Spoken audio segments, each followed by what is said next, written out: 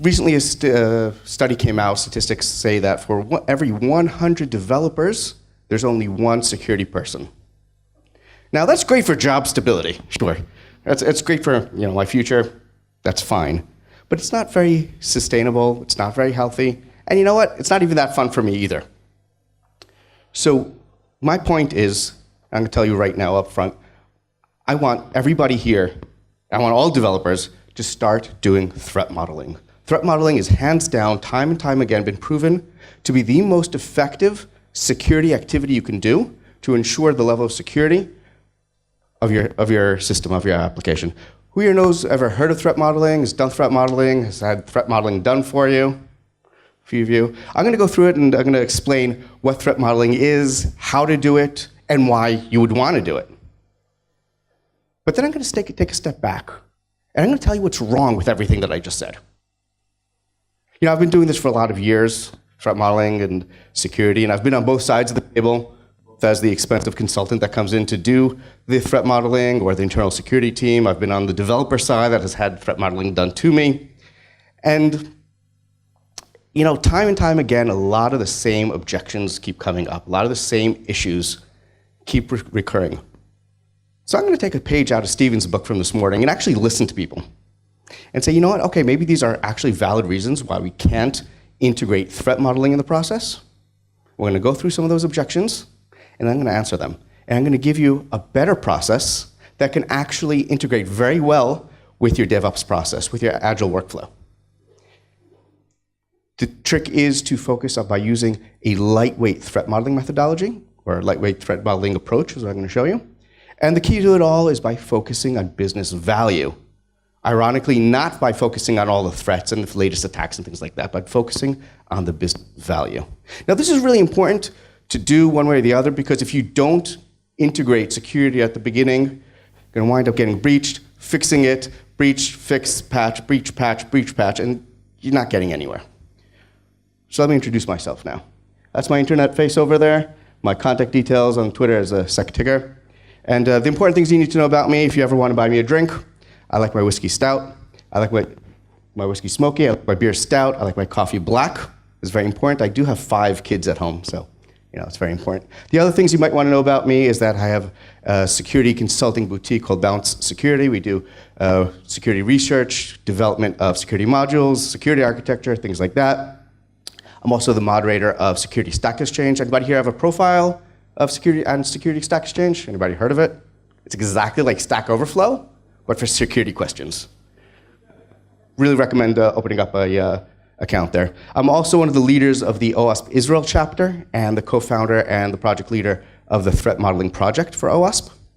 Anybody here know what OWASP is? That's great. For those that not, I'm going to give you a quick rundown. I also spent some time volunteering for a high school, mentoring some students in cyber topics. Used to be through a Gvahim program. Very rewarding, very fulfilling. I recommend it highly for everybody. Those of you not familiar with OWASP, I'll tell you quickly what it is. It's an open source community, open web and application security project. Open source community focused on software security, building software securely.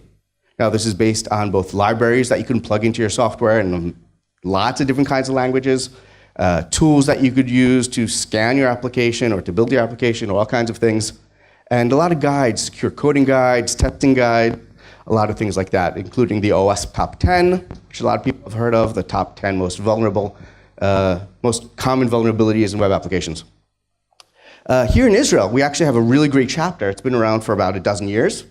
Every year we have a fantastic AppSec Israel conference. It was just recently in September. We had over 800 people attending the conference. And in addition, we also had an additional day of free training for developers on secure coding. Entire day of how to write code better, free. Please come next time. In 2019, we were requested to host the OWASP global event known as AppSec Europe here in Tel Aviv next May. So hopefully some of you will be interested in seeing that. And we're going to have hundreds of people come in, take a look at that. All right, let's talk about threat modeling. Enough about me. What is threat modeling? Threat modeling could be a framework, methodology, approach, doesn't matter what you call it. It comes down to doing a security-based analysis, taking your design, your architecture, and analyzing what security issues might possibly be. This is long before you even get to start doing a penetration test or anything like that. This is a simply design activity, architectural analysis. What are the security issues? When we understand the issues, we can prioritize them, we'll understand the risk, and we'll understand how to fix them. Why do we need to do threat modeling? Let's just build it. At best, we'll run a scan. It passes compliance. That's all we need to do, except that it's a lot more effective. So number one, using threat modeling, we could find the unexpected attacks. If you're doing pen testing, you're testing for the things that you expect, obviously, the things that you know about. Using threat modeling, you can uncover a whole bunch of other things that you wouldn't have expected otherwise. It helps you understand the risk a whole lot better, the risk of the potential attacks.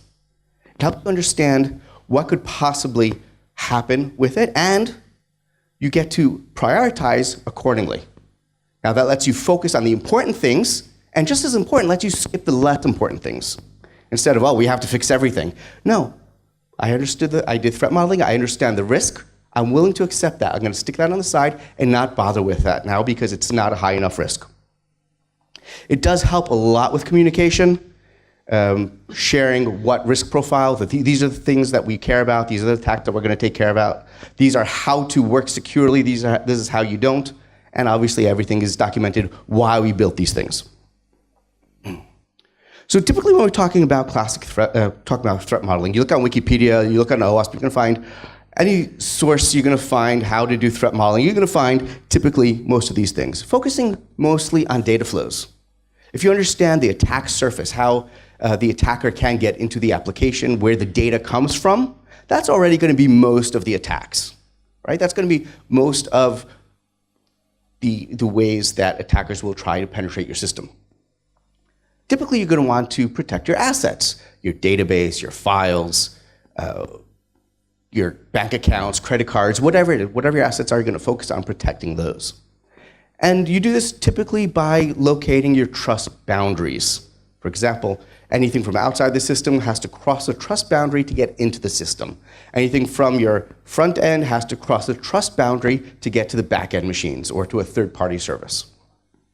Very classic. Usually this is done using DFD, data flow diagrams, but you could do this with really any diagrams that you have. Most people don't use DFDs nowadays that much. If you do, that's great. If you have something else, that works too. Anything visual is very useful. If you take a look here, there's a typical DFD. You have here the process. You have over here your database. You have over there your audit log, your policies. And of course, over here you have another user coming from outside the system, crossing a trust boundary to send a request to withdraw money, whatever that is, crossing the trust boundary, and another response. So we could take a look at all these data flows, and obviously the one crossing the trust boundary is going to be the most interesting. That's where we're going to start looking at. Very basic, very simple. So what does threat modeling usually look like? There's this four-step process. Before the four-step process, there's a pre-step of scoping the model. These are the parts of the architecture that we're going to include. These are the parts that we're not. How deep we're going to go. Very basic understanding which part of the architecture are in our threat model. After we understand what we're modeling, we do step number one. Decompose the application. We take the design, system design, the architecture, and we break it down to its parts, to each of the moving parts, the modules, the components, everything that has a data flow between it. Basically along the lines of that we build the DFD. Okay, we understand, we fill that out with as much information as we understand, what protocols are there, and so on. Based on that, now we can go and do step two, which is identify the threats. We understand, based on this architecture, these components, this component might have this kind of threat approach attached to it, kind of a component will have that kind of a threat. We're going to look at that in a moment. Once we understand the threats, we can understand the risk level for each one. Based on step two, we can then step three, rather easy to define the countermeasures. We understand what the threat is. We can now define a fix. That's usually a lot easier. Look it up on Stack Overflow, Security Stack Exchange. And step number four, kind of an introspective, we analyze the result. Does the DFD currently represent the actual system design? Very often it's not. Did we capture enough detail? Did we identify all the threats? Did we fix all the threats? Did we fix the right threats? Does the fix that we designed actually completely fix the threat? Does it introduce any new threats? So it's kind of a cycle here. Now, one way to identify the threats, one of the common ways, using STRIDE. This is developed in Microsoft. STRIDE is spoofing, tampering, repudiation, information disclosure, denial of service, and elevation of privileges. I'll go through them one by one. This is a set of kind of a classification of the 6 categories of the attacker's goals from a technical perspective. And this holds up pretty well over the years it's been around, and it holds up pretty well. Spoofing, pretending to be somebody you're not. Tampering, changing data you shouldn't have access to. Repudiation, claiming you didn't do something that you did. For example, the bank claims that I transferred money from my account to a third-party account. I can say, no, it wasn't me. Now the bank has to go and prove that it was. Information disclosure, reading data that you shouldn't have access to. Denial of service, blocking access from users that should have access to the data. And elevation of privileges, basically doing anything that you shouldn't be allowed to do. Administrative activities or reading somebody else's account. Now note, these is kind of a classification. You don't need to get hung up on categorization. If you find it doesn't matter which category it's in. Don't start arguing, well, if I'm reading somebody else's account, that's information disclosure, but I'm also doing something that I shouldn't be allowed. Don't worry about it. This is just to help you brainstorm, to come up with the ideas of what could possibly be threats to achieve that goal. Now what we do is we take that STRIDE, we apply it per each element in our design, in our DFD. So for example, we take the browser, and the browser is sending an HTTP request to the web server, and we start going through STRIDE. Is there spoofing threats here? Well, if it wasn't HTTPS, let's ignore the S for a second. If there wasn't HTTPS, I could say, well, I could put up my own web server and pretend to be the actual application. Or I could pretend to be a different user. Spoofing attack. Tampering, if it's not HTTPS, sure, if the user is accessing my system at a cafe, an open Wi-Fi hotspot, I might be able to go into that and change, tamper with the data, and he'll see something different and get the wrong information or send the wrong amount of transfer, and so on through the whole STRIDE for each element. But we can also apply that for the back-end elements. Let's take a look how the application server talks to the messaging bus. Now, usually back-end enterprise applications don't have encryption on the wire here, or really any kind of back-end authentication very often. So let's ask spoofing. So number 1, can I pretend to be the messaging bus and the application server will send its messages to me instead? All right. Can I pretend to be the application server and send the wrong messages to the actual messaging bus? Can I tamper with the messages being sent between the application server and the messaging bus, or the responses, or if this is a message queue, maybe I can interfere with the queue there? Can I go through the entire STRIDE for each and every element? And this can produce a huge matrix for each element, each data flow in the system. You're going to get a few threats for each category of STRIDE, maybe more, maybe less, but you'll get a huge matrix of all possible threats. Now you can apply this very well. The really great thing there is that if you go through this methodically, you're going to have a pretty good view that these are the possible threats that could happen in your system. If you fix them, you're probably usually safe. If you don't, well, it's pretty expected that those are the threats that somebody's going to attack you with. Now, if you don't have a DFD, you could apply this to a process diagram, or really any kind of diagram you have. You still apply the entire STRIDE framework to each element here. Now that's really nice. Another approach is using what's called attack trees. So we take over here the logical, not the STRIDE was the technical goals. Now we're going to take the logical goal that the attacker has in the system. For example, if this is a messaging application, let's say Facebook messages, the attacker may be able to read other users' messages. Well, if it's Facebook messages, I could probably just pay them money and they'll send me the messages. But current events aside. But then you have here a whole bunch of different approaches, a few different vectors that the attacker could use to gain access to his end goal. For example, might be able to use SQL injection, or authorization bypass, or the browser history might cache messages. Now for each one of these vectors, I can see here a countermeasure attached. I'm going to do data validation, I'm going to do parameterized queries, I'm going to do authorization checks, and so on. And for each one, so here we have a few countermeasures that you need more than one countermeasure. Fantastic. Now, very easily, you could see over here, there's a leaf that does not have any countermeasure attached. Well, that's an actual threat. We need to go and fix that. That we're going to go and mitigate right now. And now we understand exactly how the attacker is going to try and breach the system. That's a lot easier to fix. Interestingly, this is also very good for testing. I don't need to try and test every possible way to get access to another user's messages. I'm going to test SQL injection. I'm going to test authorization checks. This is very testable. We don't have to test the unknown. This should be implemented. If it's not implemented correctly, that's easy to test. And that's a functional test. That's a lot easier to do. Another very interesting approach is called P.A.S.TA. We just had a really good lunch, so I won't have to, not making anybody hungry. I think one of the creators was Italian, so he came up with P.A.S.TA. Process for attack simulation and threat analysis. Okay, this is a risk-based methodology. It has a lot more statistics and data, big data information and threat intel, and a whole lot more rigor involved in this process. And you're going to be very rigorous and not just go through, okay, I think there's a few threats here.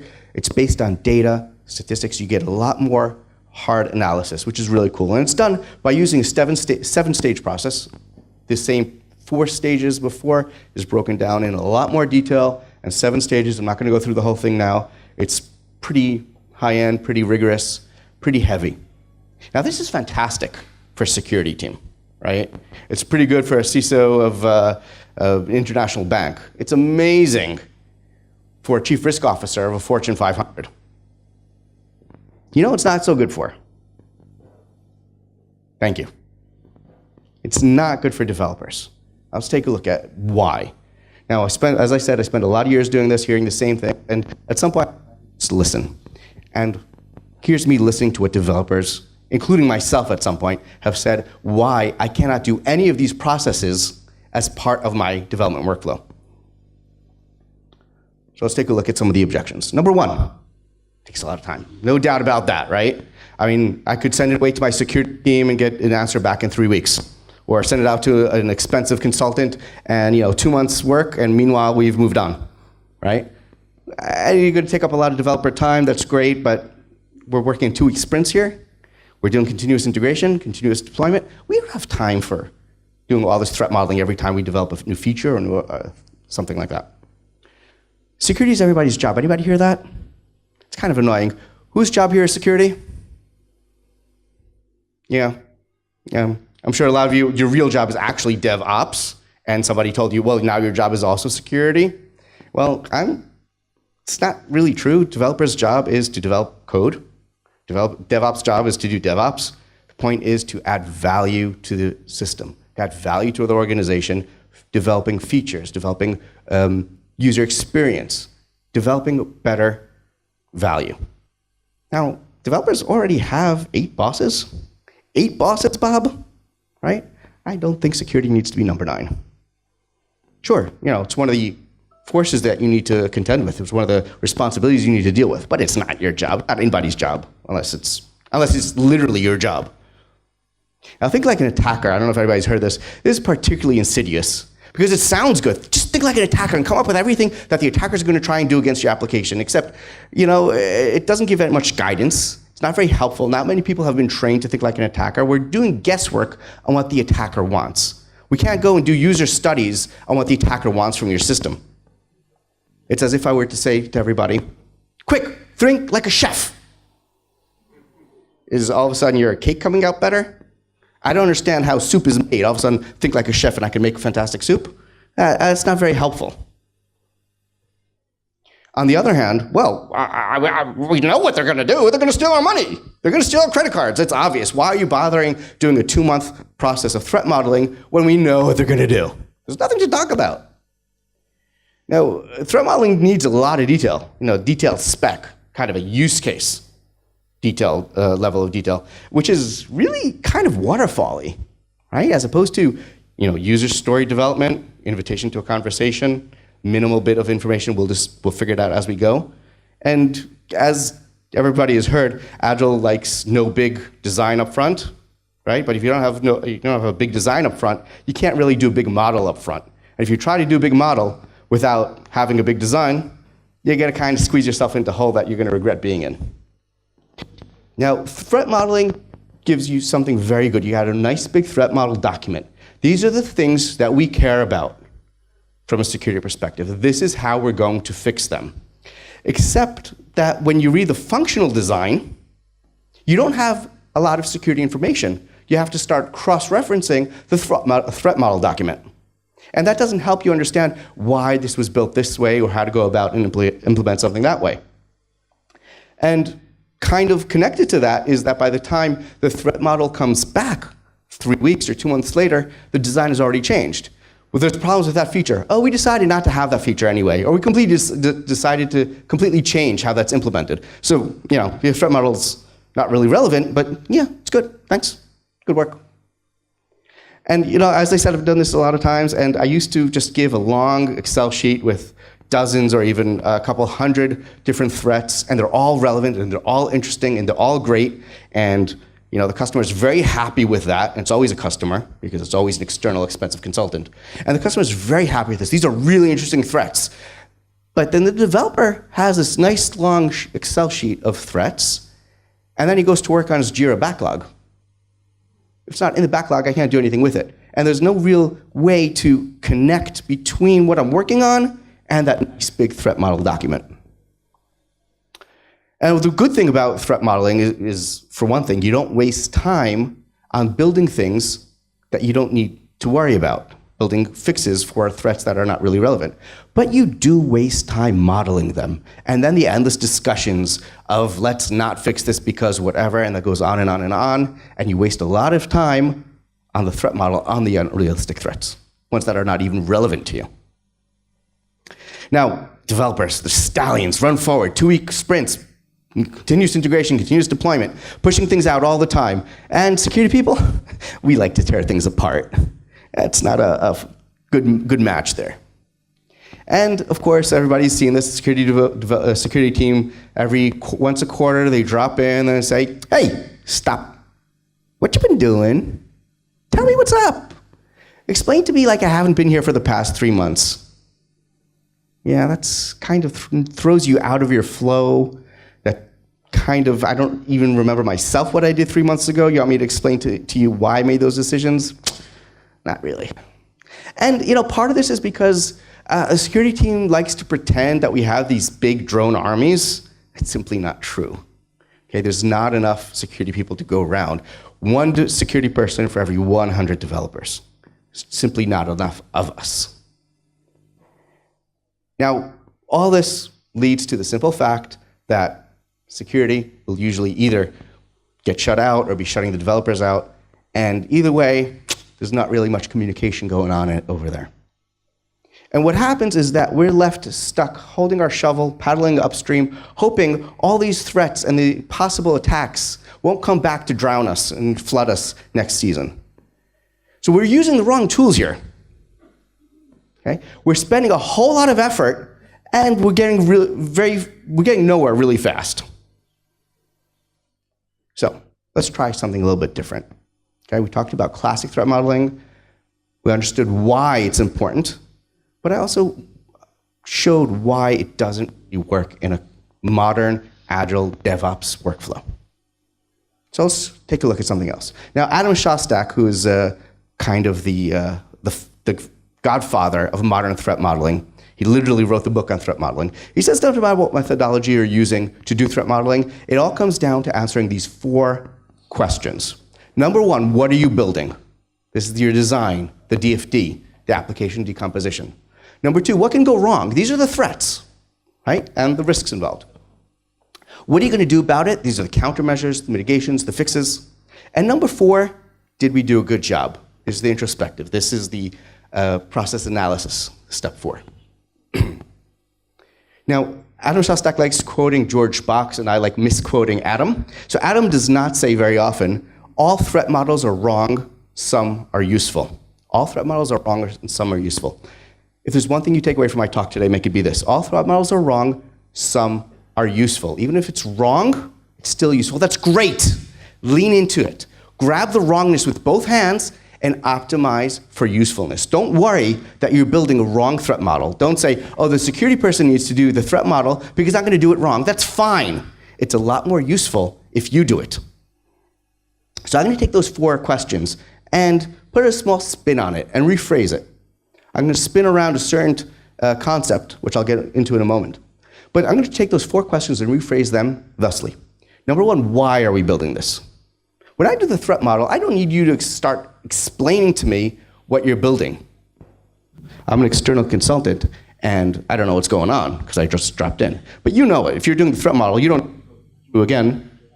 Everything okay? You don't need to go through the whole what are you building all over again.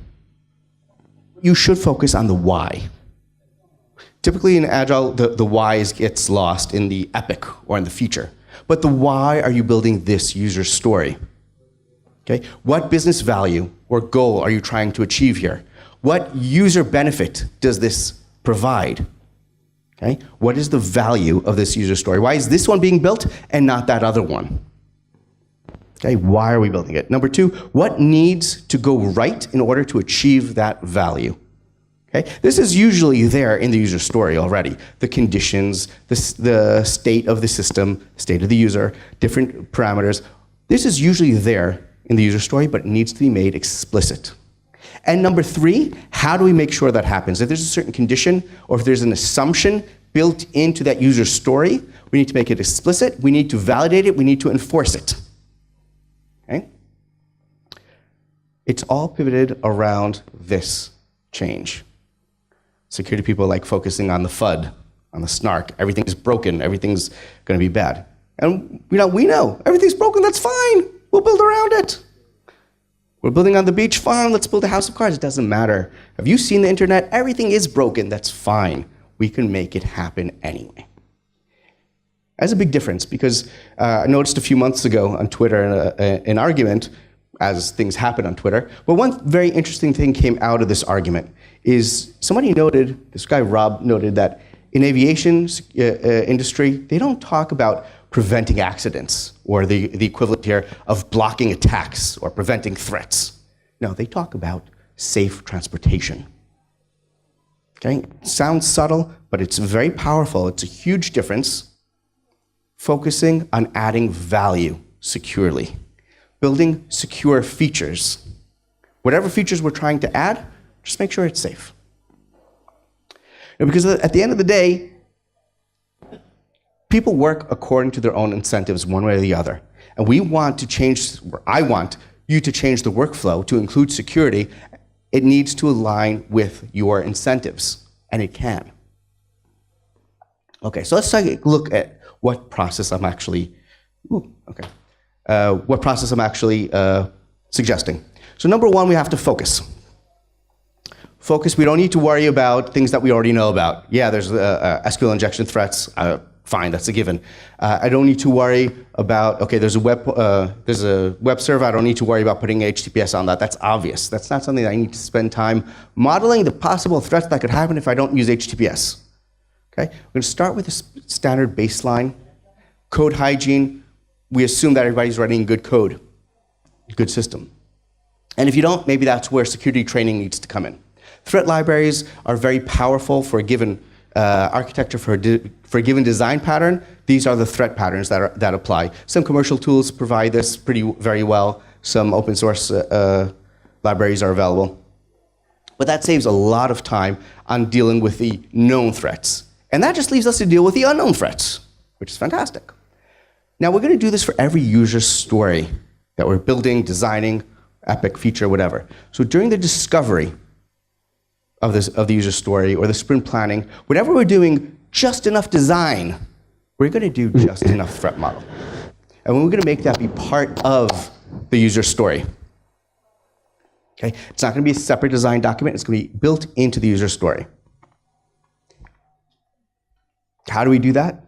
For each user story, we find the value. Usually, it's follow the money, right?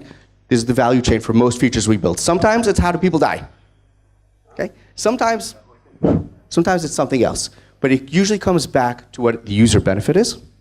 We follow the money. Whatever the value of this user story is, why we're building this user story, that's what we need to find. We're going to focus on that. So what does the workflow look like? We're going to be very explicit about the goal of this user story. What is the value that we're trying to achieve here? We're going to be very explicit about the correct flow, but also about the failure states. That part usually very often gets skipped out from the user stories. We're going to be explicit about our assumptions. Finding how to be explicit about assumptions is a whole other thing about, if it's your assumption, you don't always know that it's an assumption. But you're going to be explicit about the assumptions and the conditions that allow the correct flow. Right? Then based on that, it's very easy to now go and enforce those conditions and validate those assumptions. And we're going to be very explicit about dealing with the failure state. That's it. That's the whole flow. This is something that architects and product owners usually do anyway. Just need to be a bit more rigorous, a bit more explicit about these issues. Now, I was going to go through a quick example, but I'm running out of time, about how to take okay, this is, anybody familiar with the OWASP juice shop? It's a great location not to buy juice on the internet. A modern application that's insecurely built. And there's one little feature that I was going to highlight here about a coupon. You can get a coupon online. I'm just going to be real quick. Get a coupon online, you save 30%. Now that's pretty easy, pretty straightforward. I can go and break that. But the real question that needs to be asked here is why? Why are we doing this feature? What is the purpose? Anybody? It's not for cheaper juice. It's to get new customers. Now, if we focus on the element of new customers, marketing team probably came out with, oh, we do 30% off for a month. We'll probably get an uptick of 20% more sales. Half of those will be recurring customers after they see how great your juice is. Great. So let's focus on that. Not just ask, well, can we use this past the date? Can we make, instead of 30%, can we make it 60% or 90% or 200%? But let's turn it around and say, can I cause customers to start paying more for your juice? Or to give them a bad experience, crash the system when you use the code? Focus on the new customers. And that suddenly highlights a whole lot more interesting threats that you're going to take a look at. Now I'm going to give you a few quick techniques. Everybody's familiar with the user story format. As a I want so that right? As a customer, I want to complete a purchase so that I get my juice every morning just when I need it. Now I'm going to stick a pin in that and say, without. Very small clause. As a customer, I want to complete a purchase so that so that I get my juice when I want it, without my credit card being stolen. Now there's zero level of detail there. But then again, there's no detail in the rest of the user story either. But that's going to give me a little flag that I need to develop and go understand when I do the minimal design for the user story. I'm going to need to flesh that out and understand what that means, what that entails.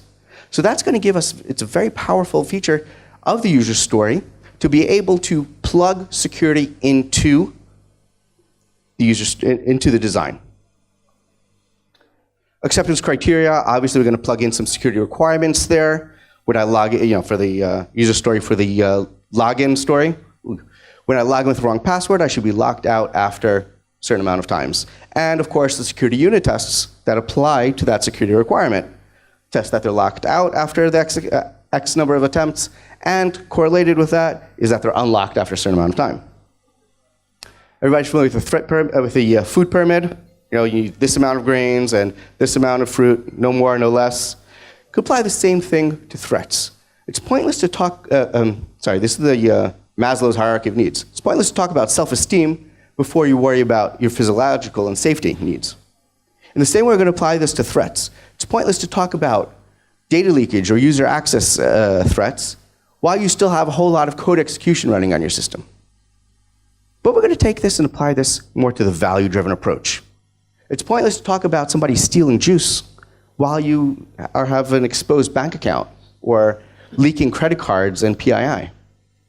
So this tells you that where you need to focus more and where you can focus less. Abuser stories are very similar to user stories, but from an attacker's perspective. Okay? As an attacker, I want to impersonate another user so that I can steal their juice box. Now notice, I'm not worried about what the attacker wants to do. This is not think like an attacker. This is how an attacker could possibly affect my value. This is my juice box that he's stealing. How this affects my users. But this helps flesh out, sometimes helps flesh out some more detail of a possible threat. Now, everybody's familiar with story points, right? A very rough estimate of how much, it's not an amount of time, but how much work is this compared to some other story. Now, I blame the fact that I was in artillery and I don't hear so well, but I was talking to somebody about story points, and I said, story points? What's that? That sounds fascinating. Tell me more. Well, story points is very similarly a relative estimate of how bad this story could possibly be if it explodes in your face. Using the same methodology. You could use Fibonacci, you could use t-shirt sizes, whatever it is. How bad, if everything explodes, it goes left, and everything goes absolutely the wrongest way possible, how bad could it possibly be? Are we talking about a few hours of overtime to fix it? Or are we talking about Brian Krebs reporting on me in the news? Are we talking about a couple of pythons being shipped to every user with a shark-eating dingo chasing them down the street? How bad could it possibly be? Now, this is a very good tool for escalation. You know, a small story point you might be able to do yourself. Medium, you might want to call a buddy in. Large, you'll get the security team or an external consultant to come and tell you, do a full stride metrics or whatever. Now, I got to finish up, so I'm just going to throw out definition of done. You know, every user story needs to have a threat model, security test, whatever they are, even if it's just the without. Okay? I'm going to go through this real quickly. I have 2 minutes? 2 minutes. Benefits. It helps you very efficiently protect your application. You find out what's wrong, you can fix that. And it's not focusing on everything that can go bad. You focus on what needs to go right and why. It helps you be efficient. You don't need to waste time fixing things that don't really affect your bottom line. Okay? And it helps you know not to fix some things. It is integrated with your agile design process, part of your DevOps workflow. It can work together with that. It gives you a better ownership of security requirements and helps you share your understanding of what your security profile is. These are the things we care about. Those are the things that not. You want to take care of these things, this is what you need to do. And most importantly, you don't need to keep throwing money at big expensive consultants like me. I don't mind. I don't think it's sustainable. And I don't enjoy it very much. I mean, the money's fine. It's the constantly doing these kind of projects. Now, that's what's good. Again, what's bad about this approach compared to classic threat modeling, this is not a complete threat model. Okay? If you're designing hospital security systems or aviation security systems, or if you're designing something for the DoD or Citibank, this is probably not enough. It's a good place to start, but it's not enough. Eventually, you're going to need more. Okay? So, just in time getting to the summary, and here's the bottom line. Developers need to do threat modeling. Even lightweight threat modeling, this adds a huge amount of value. It helps you build secure features and the security features that you need. Make it be part of the workflow by focusing on the business value. This is something that most of you know how to do anyway. Focus on protecting that value. Just need to worry about useful. It's wrong, that's fine. It doesn't need to be perfect. You don't need to call me in to make it perfect. Do what is useful. Don't worry about overkill. Again, when you need it, then you can worry about doing a full-size threat model. Most of the time, you don't need to. Thank you very much.